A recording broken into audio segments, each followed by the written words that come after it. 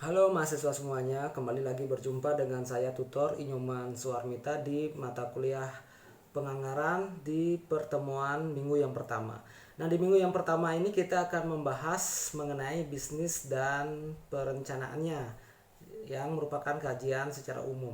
Nah, di sini tujuan pembelajaran yang ingin dicapai setelah kalian para mahasiswa mengikuti tutorial online minggu pertama ini yaitu mahasiswa diharapkan mampu memahami jenis industri, kemudian jenis pasar dan jenis perusahaan. Juga mahasiswa diharapkan mampu memahami persaingan dan perubahannya serta dampak terhadap bisnis. Kemudian di pertemuan ini juga kita akan mempelajari tipe bisnis dan macam kegiatan yang dapat dilakukan oleh perusahaan.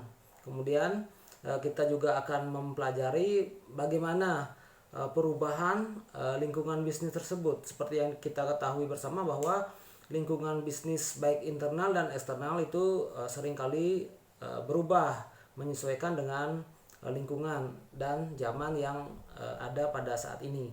Kemudian bagaimana kita juga mampu memahami perencanaan bisnis. Jadi bisnis itu perlu perencanaan yang matang agar bisnis yang kita jalankan itu bisa berjalan sesuai yang kita harapkan. Kemudian di pertemuan ini juga kita akan memahami alasan perlunya suatu perencanaan bisnis.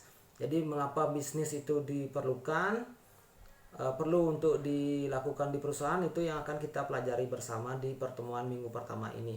Kemudian di sini juga kita akan memahami hal-hal yang diperlukan dan dipertimbangkan dalam melakukan perencanaan bisnis. Nah, itu merupakan capaian pembelajaran yang akan kita tuju bersama-sama dalam pertemuan pertama ini. Kemudian sumber pembelajaran utama yaitu teman-teman bisa menggunakan modul dari Universitas Terbuka tentang penganggaran. Kemudian silakan bahan-bahan acuan referensi yang relevan dengan mata kuliah ini teman-teman bisa gunakan juga sebagai penambah referensi terhadap materi yang kita bahas di pertemuan pertama ini. Kemudian di samping itu silakan teman-teman juga menggunakan RAT dan SAT sebagai bahan acuan dalam perkuliahan ini.